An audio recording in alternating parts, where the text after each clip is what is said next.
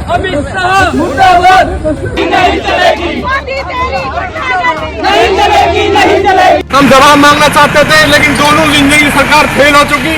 मंत्री धरने में बैठा है यहाँ पे। पिछले 48 घंटों से लगातार टीवी में, अखबार में, भाजपा के आईटी सेल में, व्हाट्सएप यूनिवर्सिटी में चलाया जा रहा है कि सोनिया गांधी माफी मांगे, और अखबार भरे पड़े हैं अमित शाह के स्टेटमेंट से। अमित शाह के स्टेटमेंट से अखबार भरे पड़े हैं कि जनता माफ नहीं करेगी सोनिया गांधी का पाप, शर्म बची है तो माफी मांगे कांग्रेस, यह बताया जा रहा है। वंदे मातरम के अपमान पर सोनिया पर बरसे अमित शाह, सोनिया गांधी माफी मांगे, लेकिन कोई यह नहीं बता रहा है कि जिस कार्यक्रम में जाकर के अमित शाह ने ये सारी बातें कही, उसी कार्यक्रम में अमित शाह गो बैक के नारे लगे। जिस कार्यक्रम के लिए अमित शाह गए थे, वहां पर जाकर के अमित शाह ने सारी बातें कही, वहां पर अमित शाह गो बैक के नारे लगे हैं बाकायदा। वहां पर काले रंग के गुब्बारे लेकर के कांग्रेस के प्रदर्शनकारी, प्रोटेस्ट करने वाले जो नेता हैं, वो वहां पर पहुंच गए। पुलिस ने वहां पर काले रंग के गुब्बारे फोड़े हैं, हिरासत में लिया है। क्यों लिया है, क्या मसला है, उस पर कहीं कोई बात नहीं है। और ये जागरण जैसा जो अखबार इतनी बड़ी जो है इसने खबर छापी है, ये आप देखिए इतनी बड़ी खबर है, और इतनी बड़ी इस खबर के अंदर कांग्रेस इस मामले को लेकर के क्या कह रही है वो इसमें नहीं है। इसके बाद में 10वें पेज पर इसी खबर को जाकर के फिर से जो विस्तार से छापा है, लेकिन इस मामले में यहां पर जो है राहुल के खिलाफ भी शिकायत है, राष्ट्रगान के अंदर बाधा डालने का आरोप है और इनके खिलाफ शिकायत दी गई है। अधिवक्ताओं ने, एडवोकेट्स ने जो एफआईआर करने के लिए जो है वो कहा है। ये सारी बातें बताई जा रही है, लेकिन अमित शाह को क्यों काले गुब्बारे दिखाए जा रहे हैं उनकी डबल इंजन की सरकार के अंदर? आप एक बार देखिए जरा, अमित शाह आए और उनका स्वागत गो बैक के नारों से हुआ।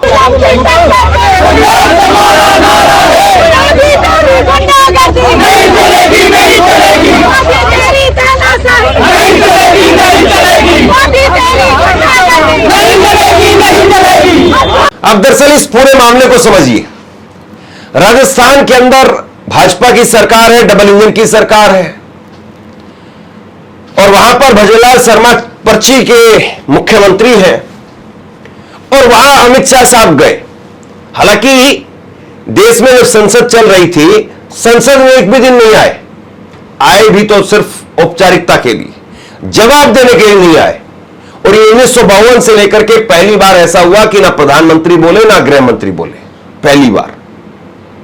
लेकिन अमित शाह साहब जैसे ही संसद का सत्र खत्म हो गया, 15 अगस्त को नरेंद्र मोदी साहब ने लाल किले से बोला 76 मिनट के लिए, और अब अगले दिन अमित शाह पहुंच जाते हैं अलवर में, राजस्थान के अंदर, कहने के लिए तो वहां पर 15 जिलों के अंदर 5 करोड़ रुपए की परियोजनाओं का उद्घाटन, लोकार्पण करने के लिए गए थे।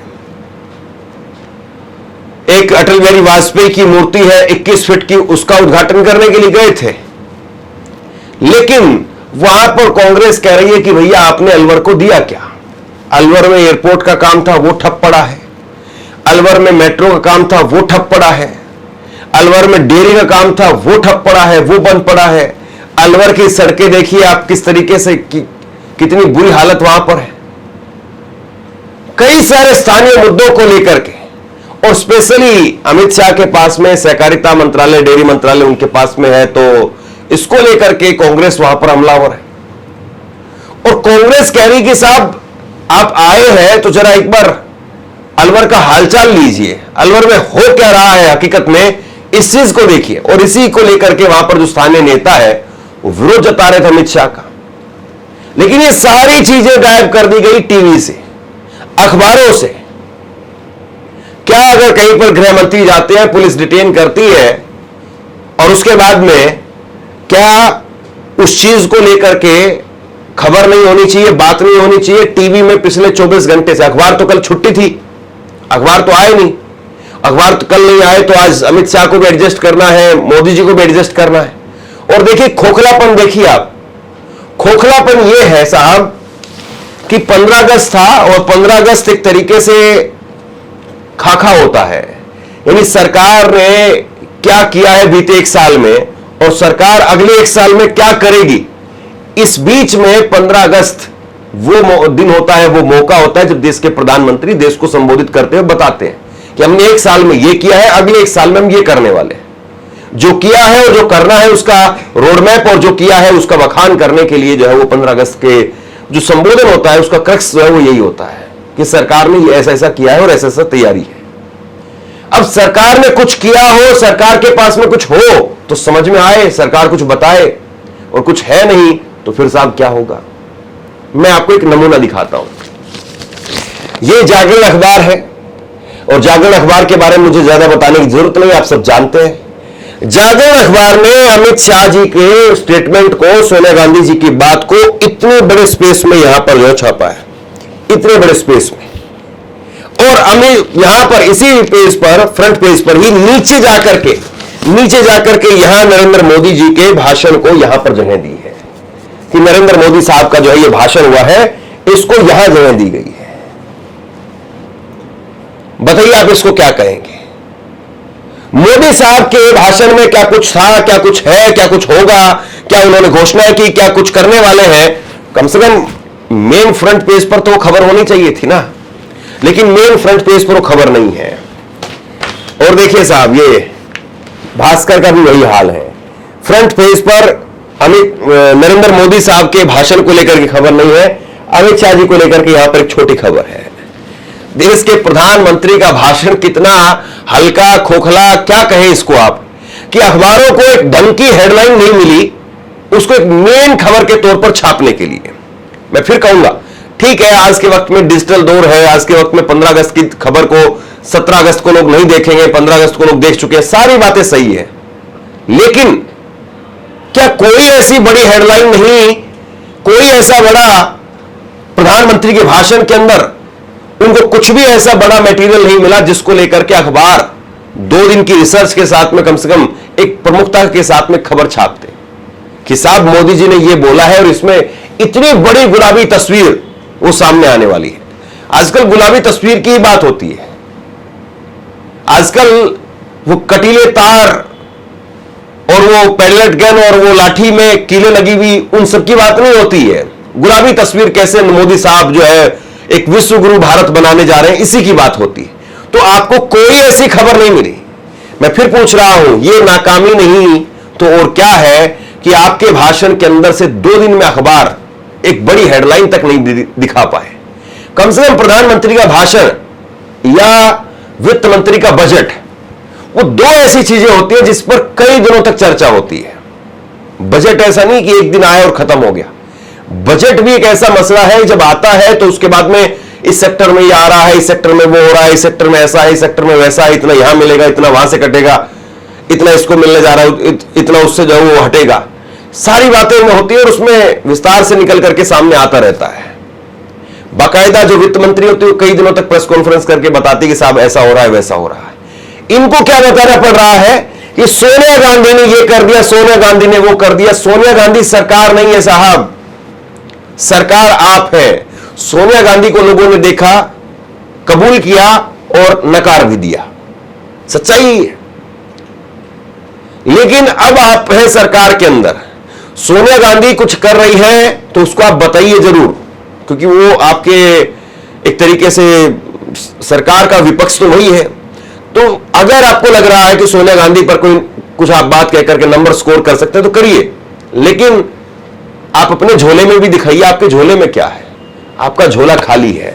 और सुनिए, वहां पर टीकाराम जूली जो विपक्ष के नेता है, नेता प्रतिपक्ष है वहां पर कांग्रेस के राजस्थान के, वो कह रहे हैं कि साहब अलवर में एक बार सड़क पर चल करके देखिए। अमित शाह को ऐसा चैलेंज दिया जा रहा है। जिस राज्य में डबल इंजन की सरकार है, और अलवर ऐसा नहीं कि कोई दूर दराज का क्षेत्र है, पिछड़ा हुआ क्षेत्र है जिस पर काम करने में सालों लगेंगे। अलवर दिल्ली एनसीआर से सटा हुआ क्षेत्र आप कहिए। अलवर एक ऐसी जगह है जहां पर इंडस्ट्री वो आज से नहीं है, कई सालों से है। आप गुरुग्राम से निकल जाएंगे तो अब अलवर तक आपको इंडस्ट्री ही दिखाई देंगी। ऐसा नहीं कि अब अलवर और बहुत दूर हो गया है। अब दिल्ली से निकलेंगे तो आपको गुरुग्राम कब आ जाएगा पता नहीं चलेगा। अब गुरुग्राम से निकलेंगे तो अलवर कब आ जाएगा आपको पता नहीं चलेगा। लेकिन वहां आपने दिया क्या है, क्या कह रहे हैं टीकाराम जूली, जरा सुनिए। जो लोकसभा नहीं गए, लोकसभा में जाके एक बार भी ये नहीं बताया कि बच्चों पे AK-47 और पैलेट गन किसने चलाई। आज अलवर आ रहे हैं, महाराजा भर्तृहरि की तपोभूमि है, मैं आपका स्वागत करता हूँ। लेकिन मैं ये पूछना चाहता हूँ कि आप जरा भर्तृहरि जी के दर्शन भी करके आइएगा और बाई रोड चले जाइएगा तो आपको पता चल जाएगा कि आपकी सरकार में एक नेशनल हाईवे की हालत क्या है और जनता रोजाना क्या भुगतती है, इसका भी आपको पता चलेगा। मैं ये भी कहना चाहता हूँ, आपकी सरकार आने के बाद में जो हमारा दिल्ली से मेट्रो का प्रोजेक्ट था वो आज तक पूरा नहीं हो पाया है। आपकी सरकार के आने के बाद में हमारा कोट कासिम का एयरपोर्ट जो है वो कैंसिल हो गया है। आपकी सरकार आने के बाद में हमारे अलवर का सैनिक स्कूल शुरू नहीं हो पाया है और आप डेयरी में जो उद्घाटन करने आ रहे हैं वो पूरा पैसा किसानों के द्वारा जो डेयरी संचालित है उसमें लोन लिया जा रहा है, वो कहां से चुका पाएंगे। पूरा जो इसका लोड है वो अलवर के डेयरी के जो दूध लेने वाले किसान हैं उन पे आएगा। तो आप सरकार से उनको करवाइए। आप देखिए कि आपके अलवर के अंदर दोनों मंत्री आपके हैं, एक तो अभी धरने पे भी बैठ गए थे सरकार के खिलाफ। जरा हकीकत देखिए राजस्थान की और अलवर की हकीकत क्या है, किस प्रकार के हालात यहाँ पे हैं। अमित शाह जी, मैं आपसे निवेदन करता हूँ, यहाँ से दोनों पर्यावरण के मंत्री आते हैं, राजस्थान के और दिल्ली के भी। अरावली को जो परिभाषा बदलने का काम क्यों किया जा रहा है ये हम जानना चाहते हैं। अलवर के सरिस्का का CTA चेंज करने का काम किया जा रहा है ये हम जानना चाहते हैं, इसके बारे में आप बताएंगे। और दूसरा मैं ये कहना चाहूंगा, पुलिस प्रशासन कल से ही हमारे कार्यकर्ताओं को, हमारे नेताओं को रोकने में लगा हुआ है, उनको नजरबंद किया है, पुलिस उनको उठा के थाने के अंदर ले जा रही है। ये तानाशाही क्यों है, ये राज का इतना भारी घमंड क्यों है। जनता की भी सुनिए, अलवर के लोगों को भी सुनिए। ये जो बीजेपी के लोग और बीजेपी के नेता हैं इनसे तो आप मिलते ही रहते हैं, जरा अलवर की जनता से हालचाल पूछना, मौका मिले तो मन से पूछ लेना कि अलवर की हालत क्या है, आपको हकीकत सामने आ जाएगी। अब यहां पर कौन राजनीति कर रहा है कौन नहीं कर रहा है ये तो मैं आप लोगों पर छोड़ता हूं। कांग्रेस पार्टी कोई दूध की धुली हुई नहीं है। राजस्थान में हर 5 साल में सरकार बदल जाती है। अगर कुछ आज वहां पर जर्जर स्थिति दिखाई दे रही है तो ऐसा तो नहीं कि भैया ये प्लेट में, चांदी की प्लेट में सजा करके राजस्थान उनको दे करके गए थे और केवल 2-2.5 साल के अंदर जो है वो बीजेपी ने वहां पर बिल्कुल उजाड़ दिया है राजस्थान को। सवाल कांग्रेस से भी होंगे लेकिन सवाल सरकार से ज्यादा होंगे। अब अगर राहुल गांधी के जूते के फीते ही अगर हम देखते रह जाएं और राहुल गांधी ने कपड़े कौन से पहने हैं, जूता कौन सा पहना है, टी-शर्ट की कीमत कितनी है, अगर इसी पर जो पूरी दिन खबर चलती रहे तो फिर बताइए सरकार की खबर कौन लेगा। तो सरकार की तो खबर लेनी पहला काम है। अगर सरकार की खबर आप नहीं लेंगे तो सरकार तो चाहती ही नहीं कि उसकी कोई खबर ली जाए, और कोई भी सरकार रही हो। अमित शाह साहब जो है वो एक लॉलीपॉप उछाल करके चले गए। लॉलीपॉप इन द सेंस कि उसको सबने लपक लिया, सबने लपक लिया कि सोनिया गांधी ने वंदे मातरम का अपमान किया है। मैं एक बार जरा वो वीडियो दिखा देता हूं आपको, स्क्रीन पर देखिए। ये दरअसल पूरा मामला है। कांग्रेस के मुख्यालय में दिल्ली के अंदर 15 अगस्त के दिन झंडा फहराने के बाद में वंदे मातरम गाया जा रहा था। वंदे मातरम 3 मिनट का होता है। मल्लिकार्जुन खड़गे 85 साल के हैं, वो बुजुर्ग हैं और कई बार संसद के अंदर बाकायदा इस बात को कहा गया। जगदीप धनखड़ ने इस बात को कई बार कहा कि अगर आप बोलने, खड़े होकर के बोलने में अगर कंफर्टेबल नहीं है तो आप बैठ करके भी बोल सकते हैं। खड़गे साहब कहते हैं नहीं मैं खड़ा होकर के बोलूंगा, इससे थोड़ा जोश बना रहता है। सोनिया गांधी उन्होंने भी कहा कि नहीं भैया आप जो है वो बैठ करके बोलिए या कुर्सी ले लीजिए क्योंकि 3 मिनट का लंबा जो है वो चलेगा। ये कांग्रेस का पक्ष है, मैं अपनी तरफ से नहीं बता रहा हूं, कांग्रेस का ही पक्ष है कि इसमें अपमान जैसा कुछ भी नहीं है। सोनिया गांधी सिर्फ कुर्सी लाने के लिए कह रही थी कि आपकी जो कुर्सी मंगवा देते हैं। अब इसमें बीजेपी कह रही नहीं साहब, कांग्रेस को जो इस बात से आपत्ति थी कि वहां पर वंदे मातरम क्यों पूरा गाया जा रहा है, केवल 2 स्टैंजा क्यों नहीं गाया जा रहा है। और फिर बहुत सारी बातें और निकल करके सामने आई, कुछ कांग्रेस के नेताओं के बयान सामने आए कि नहीं ये वाला वंदे मातरम नहीं गाना चाहिए था, बल्कि वो वाला वंदे मातरम गाया जाना चाहिए था जो पहली बार कांग्रेस के अधिवेशन में गाया गया था। अब ये सही है कि कुछ न कुछ तो वहां हुआ है, कुछ न कुछ तो ऐसा है जो दिखाई दे रहा है कि अनकंफर्टेबल है। अब किस बात को लेकर के अनकंफर्टेबल है? क्या सोनिया गांधी वो वाकई वंदे मातरम को लेकर के अपनी आपत्ति जाहिर कर रही थी, या अब वाले स्वरूप के बजाय वो पहले वाला स्वरूप जो वो पहली बार जब गाया जा रहा है तो ऐतिहासिक तौर पर वो चाहती थी कि उसको गाया जाए, उसका गायन हो, क्या वो ये चाह रही थी? अब ये तो जो है वो डिबेट की बात हो सकती है और ये बातें वक्त के बाद में शायद निकल करके कभी सामने आए। लेकिन क्या अमित शाह जी इसकी आड़ में छुप करके, यानी सोनिया गांधी ने ये बोला वो नहीं बोला, ऐसा किया वैसा नहीं किया, इसकी आड़ में छुप करके क्या पैलेट गन से बच जाएंगे? क्या AK-47 से बच जाएंगे? और जैन जी को जो है वो इस बात से फर्क है कि भैया आपने क्या बोला और क्या नहीं बोला, या फिर इस बात से फर्क है कि हमारे ऊपर क्या आया और क्या नहीं आया? निर्लज्जता देखिए,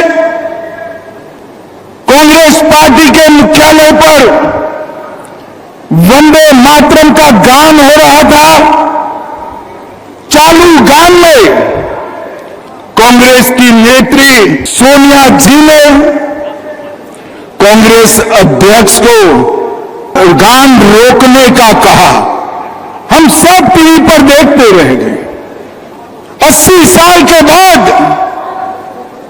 बंकिम बाबू का ये अमर मंत्र, अमर गान जब फिर से सम्मान प्राप्त कर रहा है, वो भी सोनिया जी को राज नहीं आता है। सोनिया जी, 140 करोड़ की जनता आपको देख रही है। आपके द्वारा किया गया ये पाप इस देश की जनता कभी माफ नहीं करेगी, कभी माफ नहीं करेगी। कुल मिलाकर के स्थिति यह है कि जिस तरीके से बीजेपी नैरेटिव सेट करने की कोशिश कर रही है, उसमें टीवी और अखबार उन पे जाहिर सी बात है विज्ञापन का एक बहुत बड़ा बोझ है, तो वो तो चलाएंगे उस चीज को। लेकिन हकीकत में क्या जनता इस बात को स्वीकार करने के लिए तैयार है? मैं देख रहा था, जैसे अभी आपको मैंने दिखाया भी, इन्होंने कहा कि भैया मोदी जी की जो एक खबर है, संबंधित खबर जो है वो 13 और 14 नंबर पर। मैं चूंकि पत्रकार हूं, मैं समझता हूं कि कई बार होता है कि ठीक है आप एक ही खबर को मेन पेज पर पूरी की पूरी जो जगह नहीं दे पाते हैं, और खास तौर पर जब कल छुट्टी रही थी तो आपने अंदर जाकर के उसको जो है डिस्कस किया होगा। ये 13-14 नंबर पर बता रहे हैं। मैं चाहता हूं कि आप अगर कहीं आपके आसपास में जागरण मिल जाए तो देखिएगा 13-14 नंबर पेज पर यह खबर है ही नहीं। ये 13 नंबर पेज है, और 13 नंबर पेज पर सिर्फ यह खबर है कि मोदी के संकल्प पर आज बैंक करेंगे मंथन। सिर्फ यह खबर है बस। इसके बाद में यह 14 नंबर पेज है, और इस 14 नंबर पेज पर कोई खबर है ही नहीं मोदी के स्वतंत्रता दिवस पर दिए गए भाषण से रिलेटेड। सिर्फ यह खबर है इजराइल को लेकर के, और इजराइल को लेकर के ये ऐसे खबर छाप रहा है जैसे कि अब दुनिया भर के जो है वो राष्ट्राध्यक्ष बधाई देते हैं हमें। जब स्वतंत्रता दिवस का मौका होता है तो हमारे प्रधानमंत्री को, कोई भी प्रधानमंत्री रहा हो, उसको हमारे जितने भी मित्र देश होते हैं वो बधाई देते हैं। सबकी तरफ से जो है वो बधाई आती है। और कहीं दूसरे देश में अगर कहीं किसी मुल्क में अगर ऐसा मौका, कोई ऐतिहासिक मौका होता है तो हमारी तरफ से बधाइयां जाती हैं। इजराइल की बात को ऐसे छापा जा रहा है जैसे स्पेशल चाचा के घर से बधाई आई है, उसको जरूर बताना है। कमाल है साहब, खबर नहीं है मोदी जी को लेकर के। और अखबार अगर इतने खाली हो गए हैं कि मोदी के भाषण को लेकर के 4 कॉलम अगर नहीं छाप पा रहे हैं तो दिवालियापन समझिए अखबारों का है या मोदी के भाषण का है। ये मैं आप पर छोड़ता हूं। नीचे कमेंट सेक्शन में अपनी राय लिख करके जरूर बताइए। इस वीडियो को लाइक कीजिए और चैनल को जरूर सब्सक्राइब कीजिए। शुक्रिया, थैंक यू।